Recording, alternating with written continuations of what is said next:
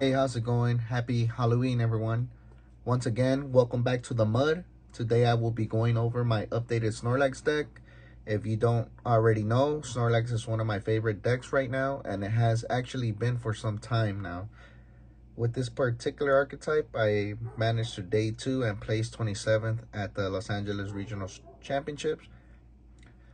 After the LA Regional, I was having some success at the local scene, but then I kept running into Roaring Moon, equipped with Pachyrant EX, and it completely countered my strategy. So I moved on from it for a few weeks, but I'm finally back, and I will be going over the deck list that I chose to compete with in last week's League Cup at Phantom Collectibles. I believe that's the name of the shop. Shout out to my teammate Matthew for also making top cut.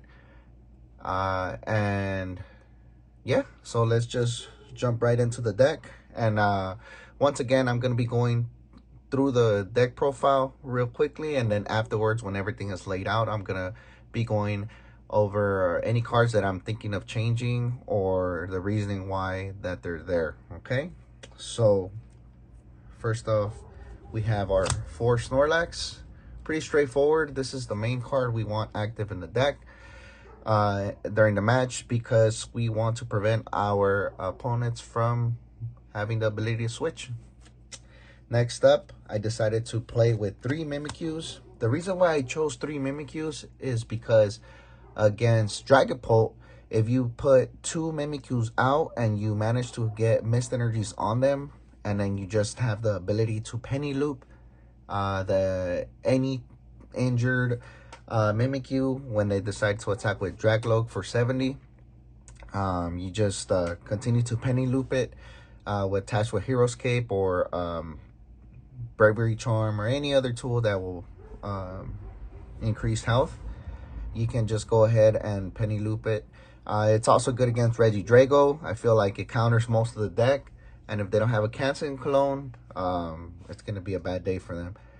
And Raging Bolt, it also counters Raging Bolt. Charizard has a tough time with it. No matter if they decide to start attacking with Charmeleon, even with a Charmander, you can just penny loop with the capes, and you're gonna be good to go. Next up, we play 2 Rotoms. Pretty standard. This is your main draw engine of the deck. You want to have it out. Most of the time when it gets knocked out early, I don't drop a second one. But usually you're putting so much pressure with the amount of supporters that you're playing, or your opponent can't retreat, that they can't even boss it up to knock it out. But they are going to do it. Most decks can do it by their 3rd turn or so. But at that point, your hand is so massive that if they boss over Iona or Judge, it's going to be a bad day for them. Next up, I play 1 Cornerstone Mask Ogerpon EX. This card was actually the MVP of the League Cup finals. I went ahead and faced the Charizard, and I just equipped a Hero's Cape on it, and then that's pretty much it. They couldn't attack into it, and even if they blew themselves up with their Dusknoir, it's not enough damage that they can put on me before I just reset it by using Penny. Yeah, that's pretty much it with that. And then I play a Shiyu EX. Pretty straightforward. You only use it for its first attack for 1 energy. Let me see. For 1 energy, you discard the top 2 cards of your opponent's deck. So it's pretty straightforward. It's a card that you want to drop at the end once you are going for the last couple cards that your opponent has in the deck. And I believe, being a good Snorlax player, you need to have a good memory of what cards you get to see from their hand, the counts that most decks play, just so you can strategize when to go in with the Shiyu. Sometimes they're going to have the 2 cards left on the deck, and you just penny and promote it and then discard it. But sometimes just going in with it right away, it's going to be very good, because a lot of decks like Goldango or Shempao or decks like that, that rely on their draw. They're gonna be going through the deck so fast that you could just pressure them, maybe one or two jealousy singes, and that's 4 cards away from their deck, and they feel the pressure right away. So but most of the time you're just gonna bring it out at the end, right? So that's it for the Pokemon. I did go ahead and change some cards, but I'm gonna go over those at the end of the video. Next up, I'm gonna be going over my 4-ofs. I play 4 of Nest Balls. Pretty straightforward. This card searches anything in our deck since we only play basics. Next up, I play 4 Counter Catchers. Counter Catcher is the MVP of the deck most of the time because they're gonna be knocking out any Pokemon, right? Usually they knock out a Snorlax and then it activates the trap card and you get 4 of them. So that's really cool when you are gonna start stalling them pretty much, right? I play 4 Pokegears. 4 Pokegears are very important because it searches all of your supporters, and your deck is pretty much made up of just supporters. But yeah, so let me go over some of the 4-of supporters that I do play. I choose to play 4 pennies. The reason for that is just because I like looping cards such as Snorlax with a Hero's Cape or Luxurious Cape. It's at 250. Most decks can't knock it out. Charizard has a hard time, no matter if they blow their own Dusknoirs up to get to 250. I think if they blow up 2, they get to 240. So they gotta blow up 3 Pokemon. And I'm also taking prizes, so that's more resources for them to deal with. Usually it's gonna be a bad time for them because I'm just gonna be looping it. And if they ever get to that to be swinging over 250, then I just drop Mimikyu or Ogerpon. Ogerpon goes all the way to 310. And yeah, so it's going to be very difficult for them. Usually just dropping 1 Ogerpon wins you that matchup, but you have to be smart that you have to choke them out with Snorlax first. But moving forward, I play 4 Arven. Arven pretty much gets you any item. The Pokegears, Counter Catchers, a Nest Ball. Usually if you start a Snorlax, you want to see a Arven off a Pokegear, because then you can Nest Ball and grab the Forest Seal Stone to combine it with Rotom and just start setting up that way. Next up, I play 3 Paw Pads. 3 Paw Pads is very good because, like I said, I play many 1-ofs or 2-ofs of supporters that I just want them back in the deck, right? Because I don't play the Pidgeot V anymore, so I don't have infinite... I do not have infinite ways to just loop the 3 cards that you would loop with the Pidgeot V, which is energy and a tool attached to it. You just loop those same 3 cards. So I increased it to 3 Paw Pads because I want to make sure that if I start using pennies back to back to back to back, I could just throw them back in and insta charge to replenish my hand and hopefully get another penny. I know there's a lot of Snorlax players that decide to play with 4 accompanying flutes, and yeah, it's great for their strategy, but what I came to see is that probably you use these flutes mainly against I think Raging Bolt would be where I wanted to see these, just because I wanted to fill them up, fill up their bench, because pretty much anything else, like let's say something as trivial as Charizard or Dragapult, if you hit, sometimes they only get 1 Drippy out, and then if you hit more Drippies out, that's going to be more to handle, which is until you get the Mimikyu lock going with the Mist Energy and the Capes, it's going to be difficult for you. But this card is really good to get to, you know, for the Regidrago, for the Raging Bolt. You just fling basics to their deck, from their deck to their bench, which is really good. So that's why I only play 2. I don't think you need 2 more, you know, maxing it out. I rather just make space for other cards that I play. I chose to go with 2 Aries. For the LA regionals, I was actually playing 4 ofs of Airy and 4 ofs of Misfortune Sister, because that format then, it was Charizard without Dusknoir, Shampoo, stuff like that, and Airy, you just poke their rare candies and it demoralizes them. So that is why I chose to play 4 at the time, and I dropped it to two because now a lot of decks are more aggressive and they're a lot faster, so they don't keep big hands. Only some decks do, so that's why you don't have you don't have the need to put more than the 2 Aries. Next up, I play 2 Misfortune Sisters. This one is kind of tricky because some decks that like to play slower against stall, instead of attacking their hand with Airy, you want to Fortune Sisters them. So sometimes I'm missing the, having more copies of it. But I mean, it worked out well because at the time with LA Regionals back in May, I didn't have 06 Machinations, but now I do. But yeah, let me just continue, and then I'll explain my strategies amongst the top decks, right? I play 2 bosses. Yes, I do play 4 counter catchers, but there are times where it's just a stalemate and they're not taking knockouts because they're trying a strategy that's probably not going to work. But yeah, you want to keep pressuring them by bossing them up and making sure that they're using their resources. Against Lost Box, boss's order is really good. Because eventually they run out. They run out, and then they might not be taking knockouts because they're spreading damage or they're doing stuff like that. They're doing some wild things. So boss just helps you guarantee it. If you go second, sometimes your board state is 2 Snorlax and a Rotom already, so you don't even have to Arven. You could just boss up something that's gonna stay stuck for 1 or 2 turns. And believe me, even getting 1 turn out of a boss is it's very good. I went ahead and played 2 handheld fans. This one's mainly here for Dragapult, right? Because you don't increase the health or anything, but you put a Snorlax up, you put a handheld fan or anything, right? Any of your Pokemon, you put a handheld fan. You fling their 1 of 3 fire energies or 1 of 3 psychic energies. Most Dragapult decks play a 3 and 3 split.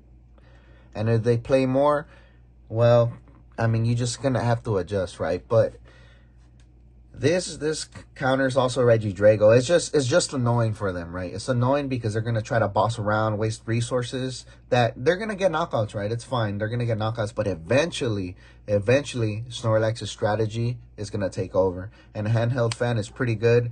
It adds more tools that you can just grab off of Arven. It grabs more tools that you can mess around with, right?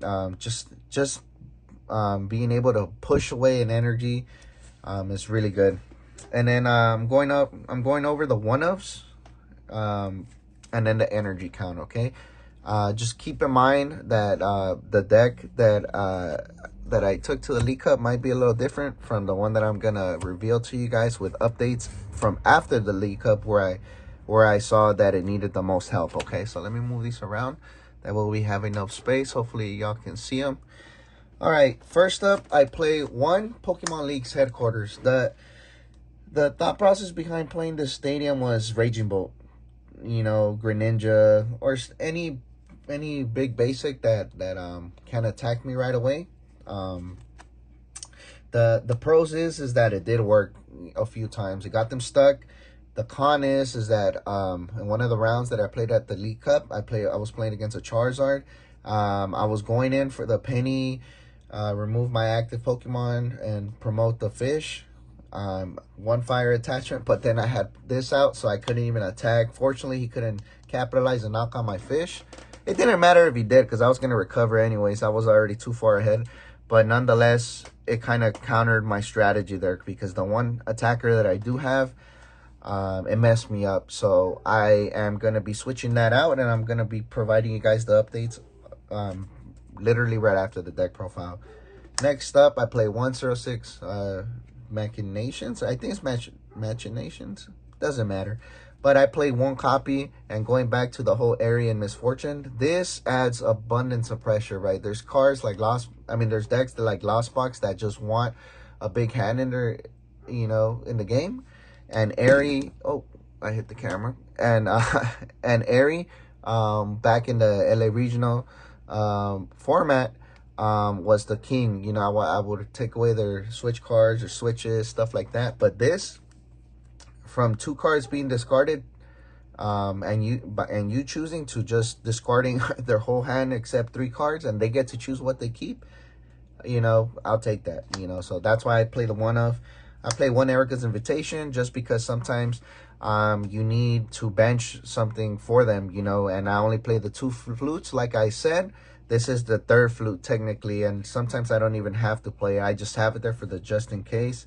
I play one Luxurious Cape. It's very important to boost up our low HP Pokemon, especially Mimikyu, when I'm trying to do the strategy against Dragapult or Regidrago, or, you know, pretty much anything that could poke me using their stage 1s or Shred from Giratina V or stuff like that. Then I play Hero's Cape, same thing. This is my A-Spec of choice. I don't think there's another A-Spec better. I was trying out the A-Spec Stadium, the one that is called Neutralization Zone. But to Stadium battle, to keep, you know, I only play one Stadium. They're gonna, if I were to play it'll just be 2 stadiums, and they'll just wait, you know. If I play a best of 3, they're just gonna wait until I drop it, and then they're gonna bump it, and then there it goes. So for me, it's not that good. Now, I play one Super Rod. Super Rod can be interchanged to Night Stretcher if that's what you like. But I play Super Rod because getting multiple Pokemon and some of my energy has always been a preference for me. But with Night Stretcher is good because it guarantees you one or the other. Like, you don't have to use Nest Ball after or anything like that to get it. So, you know. Then I play the one Forest Seal Stone. You just pair it up with the Rotom. It gets you whatever you want. Self-explanatory. One Heavy Ball. Heavy Ball is important because sometimes you prize maybe 2 Snorlaxes or 2 Mimikyus. You got to get one out. Or you prize both Rotoms. It has happened to me before. The Ogerpon. And pricing anything that's lower count than the 4 of, it's kind of dangerous. So Heavy Ball helps you with that. I play one Bravery Charm. Bravery Charm is pretty good against Charizard if they're not blowing themselves up with Dusknoirs to increase their own attack. Then, you know, you force them to attack you twice, but you're already penny looping. So, and you use Bravery Charm against Charizard first, because if you put the Hero's Cape, and then some pesky Charizard players, they're gonna play Lost Vacuum, so you kind of want to save this one and play this one as a cheaper version. Even if they get a knockout, you know, you activate the counter catcher, and then, you know, the game becomes autopilot from there. But yeah, so that's why I played just the one. And then I play one team's Yell Cheer. This card is really good. This is technically like a Night Stretcher and Super Rod, because you could get either Pokemon or supporters. Most of the time, I'm grabbing 3 supporters, right? 3 pennies, an Airy, a Boss, Arvin, stuff like that. Or the Silene, right? Silene is another recoverable card that you use. So it's this one, and then you get to pair it up with Palpad. Before in LA Regionals, I played 2 and 2, which worked pretty well. But just the 3, having the ability just to play it and add more instead of the flip is very good, because you be getting 2 tails, and that's not good. And then I choose to play the Devo. The Devo is super good against pretty much any stage 1 deck that stage 2 decks that skip the stage 1 evolution. For example, anything that plays Pidgeot, EX, Charizard as well, because sometimes they see the rare candy into Charizard play, and they think that they're in a good position. But then you play Devo, you know, Gardevoir, pretty much anything that just rare candies into something. Devo is pretty good against Dragapult. It just adds pressure, and that sometimes you need to do something, right, instead of just instant charging, and Devo against that is pretty good. Other than that, you just have it in your hand, right? So I think that's all the one-ofs, and then we go on to the energies. I was playing 2 fire energies and 2 mist energies. Obviously the fire energies are for the fish, and then the mist energy are for, you know, to counter Sableye, to counter Dragapult, pretty much Roaring Moon. So Roaring Moon was the reason that I stopped playing Snorlax after LA Regionals for a little while. because I just didn't have a strategy and I wanted to try another deck. Um, but seeing that Snorlax began to top and other players started excluding the fish, started excluding the old strategy for the now missed energy strategy. I went ahead and adopted that, and I added two, and I still kept the fish strategy just because, yeah, Snorlax is cool if you're stalling people, but for someone like me that is wild, that plays this at Elite Challenge, or Elite Cup, because Snorlax has been playing on these smaller events is kind of wild because you only get 30 minutes plus turns, and you got to be playing at extremely fast speed. So that's why I chose to play the fish, because sometimes you get paired against decks that go through their deck, and you just need that extra mill, right? So that is why I opted to play it is. But anyways, I went ahead and showed y'all my deck list, the one that I used for the League Cup, and now I'm gonna go over the changes that I made for it to become more competitive and even more hostile to many of the decks, right? Um, oh, by the way, let me go over some of the rounds that I remember, that some of the decks that I played at the League Cup. So I played against a Charizard. I beat it. I played during Swiss. Round one I played against Raging Bolt. I beat it.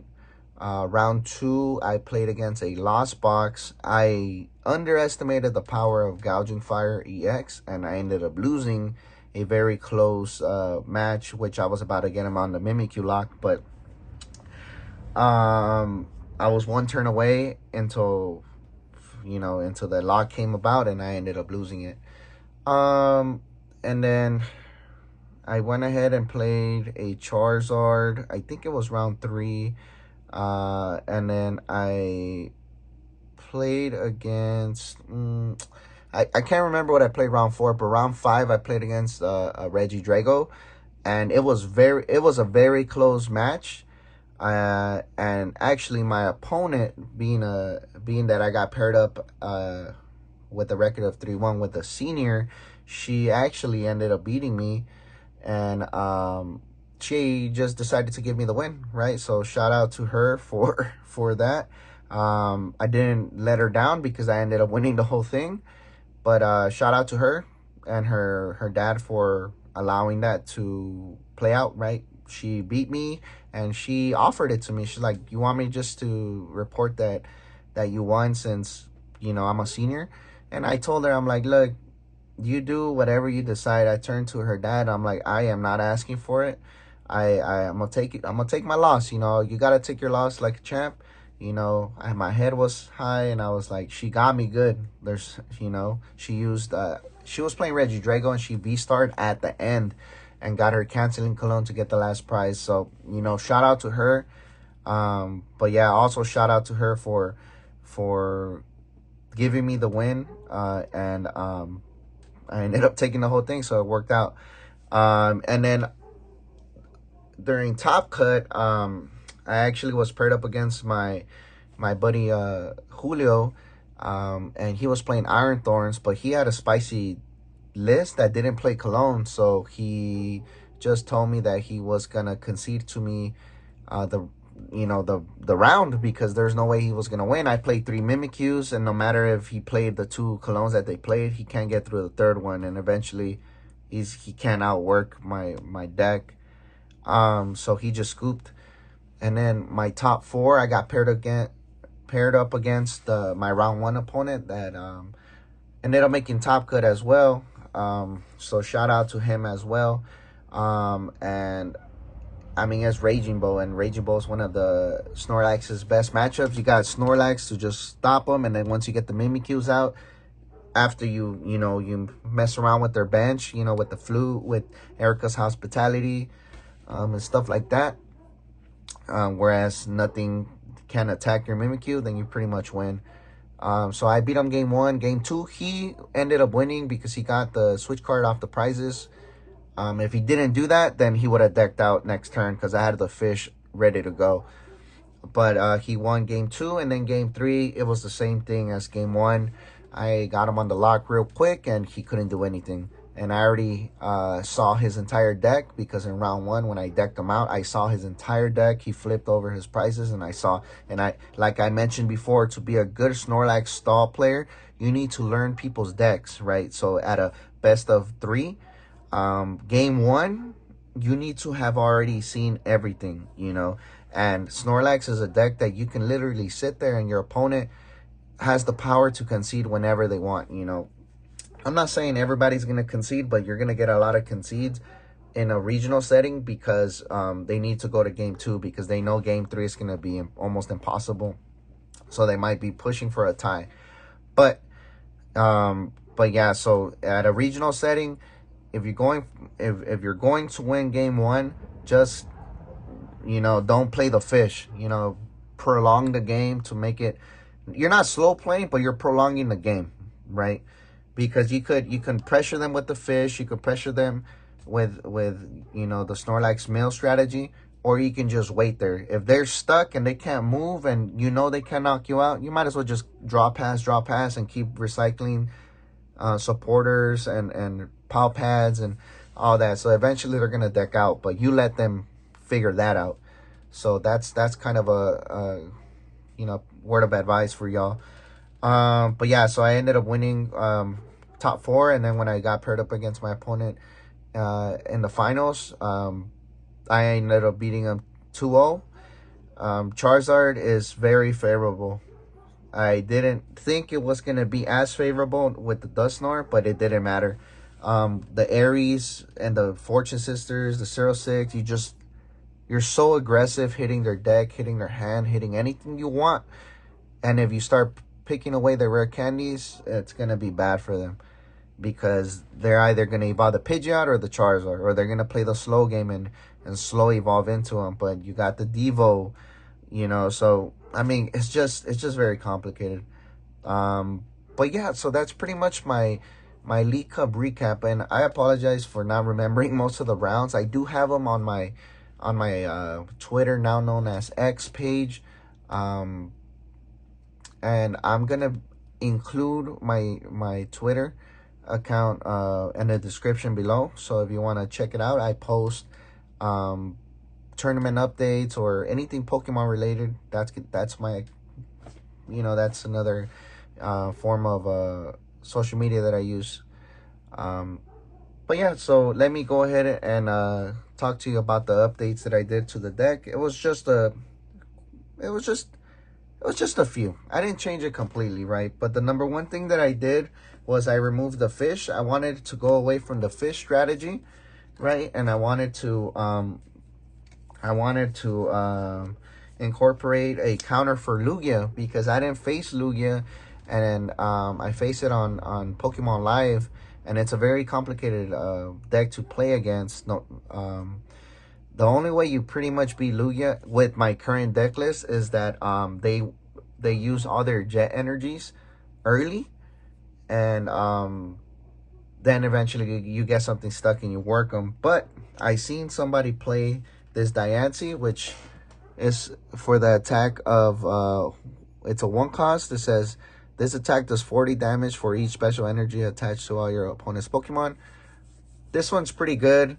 It's in my testing phase, but I went ahead and I added it just to give me an additional answer to Lugia. Next up, I changed 1 fire energy to another mist energy, because what I noticed is that against Dragapult, I needed to see these, right? I need to see these immediately, because they just stop its attack. So it's doing 200 to the active, which usually you have a Snorlax.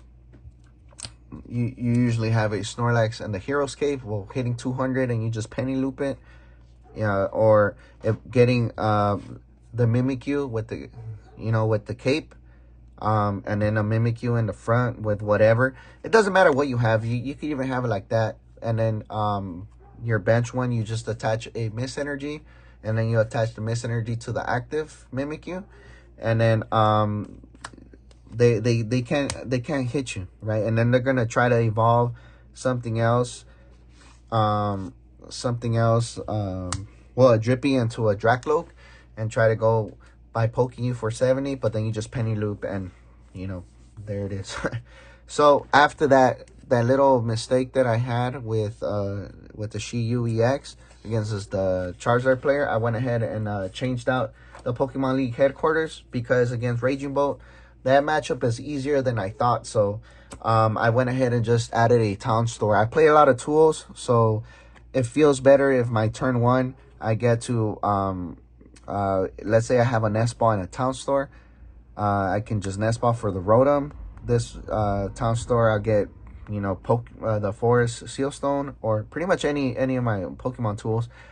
But it also adds more value now to an Arven, where if I have this in hand and I play an Arven to get a nest ball to the Rotom, I can just grab another tool, and then this one I'll grab the Forest. So it's also a good card that adds multiple values, such as bumping their stadiums.